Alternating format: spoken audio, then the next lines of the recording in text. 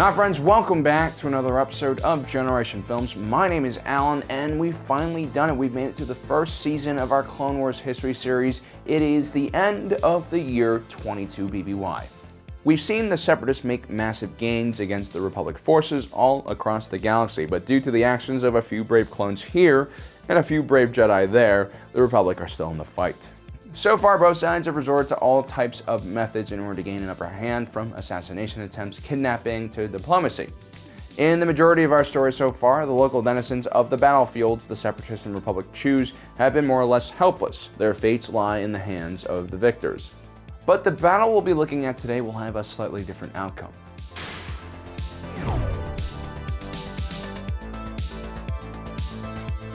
The Pantoran system was located far in the Outer Rim. The most advanced species in the system were the Pantorans. They lived on the moon of Pantora, which orbited the planet of Orto Plutonia. Orto Plutonia was a frigid ice world that was relatively hard to survive on. You had to wear some extreme protection to just be able to survive on the surface for extended periods of time. Orto Plutonia was assumed to be completely uninhabited, lacking any real resources, so the Pantorans never attempted to colonize the planet. But with the beginning of the Clone Wars, Pantora's location in the Outer Rim made it a target for Separatist forces. Although Orto Plutonia was officially a protectorate of Pantora, the Pantorans had no real authority over the planet or any resources on it. Therefore, the Separatist droid army decided to use the ice planet as a scouting and potential staging point for a future invasion. The Pantoran government was made up of an executive position known as the chairman and a legislative body known as the Pantoran Assembly. As an official member of the Republic, they also had a senator representing them in the Galactic Senate. The Pantorans were a strong and proud people, but with only a population of 1 billion, they were susceptible to local pirate threats and criminal organizations. Realizing that the Separatists might be encroaching in their territory now as well, the Pantoran Assembly requested that the Republic establish their own base on Orto Plutonia to guard their moon. This led to the creation of Guild Station. Shortly after its creation, however, it ceased contacting the Republic High Command. In response, the Jedi Council sent Obi-Wan Kenobi and Anakin Skywalker to investigate the situation.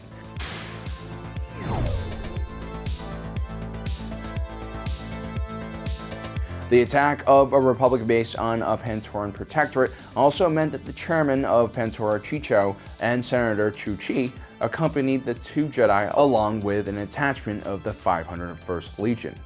This added additional risk for the mission, especially because the ground team had no idea what was waiting for them on the ground.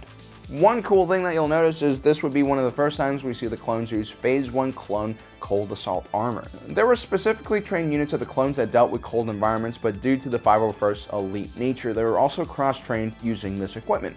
They also brought along with them the CK6 swoop bike, also known as a Freako bike. And as you guys will probably know, I love motorcycles, even the flying ones. And the CK6 is a real beauty, and also built for cold weather environments, which meant that they had a full canopy armed with dual laser cannons, and with a top speed of 550 kilometers per hour or 341 miles, these things were probably incredibly fun to pilot. The Jedi also donned some extra winter protection, but these are limited to some snow goggles and winter parkas. As we know, the Jedi like to keep the armor limited so that they could remain agile enough to fight in their own style. Upon reaching Guild Station, they find the base completely abandoned and strewn with dead clones. There are also several spears stuck into the ground with clone helmets mounted on top of them. It's really at times like this that I wish the Clone Wars was a bit more R-rated. I know that's unrealistic, but the atmosphere and suspense being built at this point was palpable and leading to something truly horrific. But then you unfortunately realize this is a show for kids, so there will be some limitations to the violence and horror of the eventual reveal.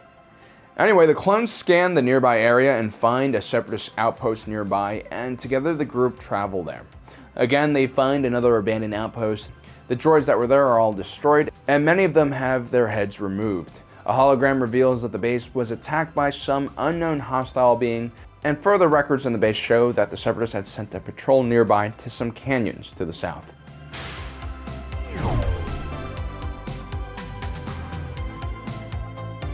Obi-Wan Kenobi and Anakin decide to take the speeder bikes and venture to the coordinates of the Separatist patrol and stumble upon a village of primitive furry beasts known as the Talls. They were quite large in size and had fearsome claws on their hands. They seemed at least smart enough to build some shelter and had some kind of social structure, but it's very doubtful that they were as intelligent as human beings or Pantorans. We come to you in peace.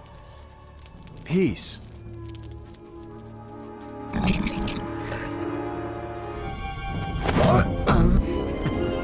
When the Jedi reported back to Guild Station to report on the situation to Chairman Cho and Senator Chu-Chi, the chairman immediately overrules the senator and suggests that the Talz are trespassing on Pantoran land and they must be kicked off.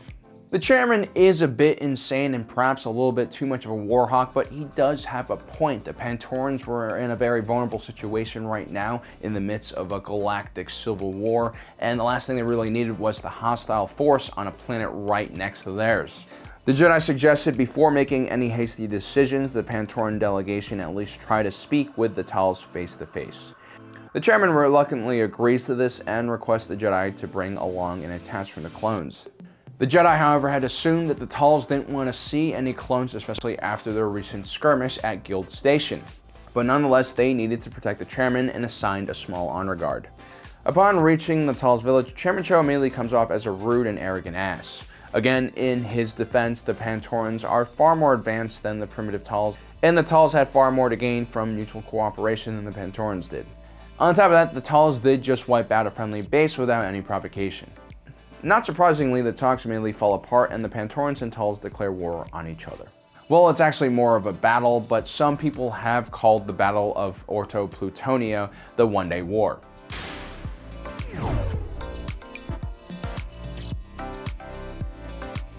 Anyway, immediately after leaving the meeting, Chairman Cho calls for Rex and his fellow clones to mount their speeders and follow him into battle.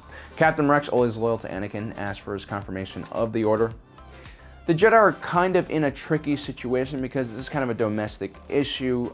This is between a member of the Republic and then a non-Republic species. The Pantorans actually had jurisdiction over the matter, and then the next stop up in the chain of command would be the Republic Senate, represented right now by Senator Chu-Chi.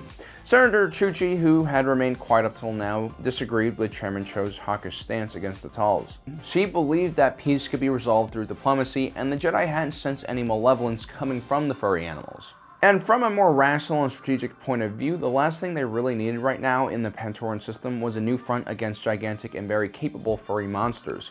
If anything, the Talz made a natural ally for the Pantorans. There's really nothing on Orto Plutonia that the Pantorans wanted, and the Talz had efficiently already prevented the Separatists from mounting an invasion on Pantora from the ice planet. The Talz were basically perfect guardians for their world. But of course, some people just want to go down in an epic battle dual-wielding machine guns, and that's exactly who Chairman Cho was. Now, ideally, the Jedi don't want to risk any clones following the Chairman's stupid actions. But they were responsible for the Chairman's security on this mission, and it would also reflect poorly on the Republic if they couldn't at least protect a local Republic leader from some spear-chucking abominable snowmen. And so Rex had no choice but to follow Cho. Like General Custer at the Battle of Little Horn, Cho lacked a true understanding of the enemy's abilities and their numbers. The Chairman, while a warrior at heart, was no tactician and had not screened the enemy forces with scouts or even had a real battle plan. He clearly underestimated the enemy, and his strategy was to ride around the planet in a mob of speeders until they ran upon the Talz.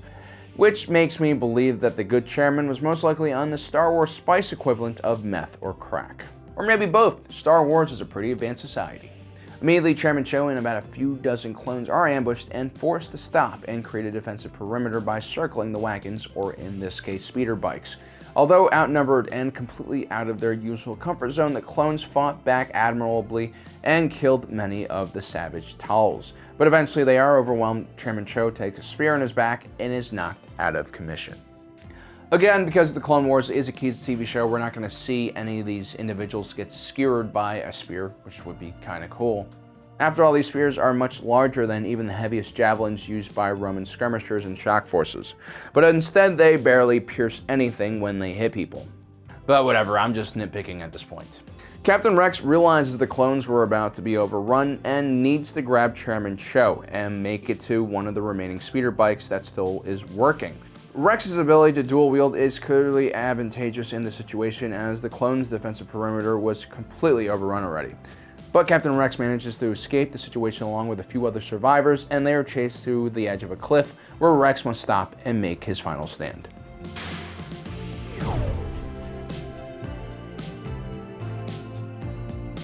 Meanwhile, the Jedi and Senator Chu-Chi decide to contact the Pantoran Assembly. They're really the only ones that can overrule the chairman. After being presented with the evidence, or maybe lack of evidence, about what was happening planetside, the Assembly agreed to allow Senator Chu-Chi to take over negotiations with the Tal. With this newfound power in their hands, the Republic forces rush in gunships to the clones' last position. They arrive just in time before Captain Rex and his clones are overrun. Chairman Cho is in a bad way and succumbs to his wounds, but not before learning his actions were all for nothing. Senator Chu-Chi was going to negotiate a peace on behalf of the Pantoran people.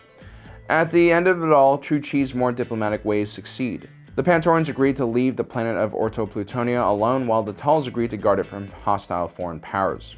An important lesson can be learned from this situation. Although the Tals probably deserve to get wiped out because they are savage beasts, #humanity first, it doesn't always pay to kill every alien species you run into, because sometimes it's just simply way too costly. The world of Orto Plutonia was on the extreme end of habitability in the galaxy. The Tals were terrific warriors and well adapted to fighting on an ice world. In this case, peace was necessary so the Republic could focus on more pressing matters like the Clone Wars first. Anyway, once the war's over, you can return, strip mine it, maybe glass it, do whatever you like. The point is, be realistic in the middle of a war. Focus on the more pressing threats before you focus on a primitive species that don't even know how the wheel works. Anyway, guys, don't forget to subscribe, hit that notification button. I hope you guys enjoyed our Clone Wars history series. We have all these videos put into a playlist so you can watch them in chronological order. As usual, thanks for joining us today. My name is Alan, reminding you that life is a movie, and you are the protagonist.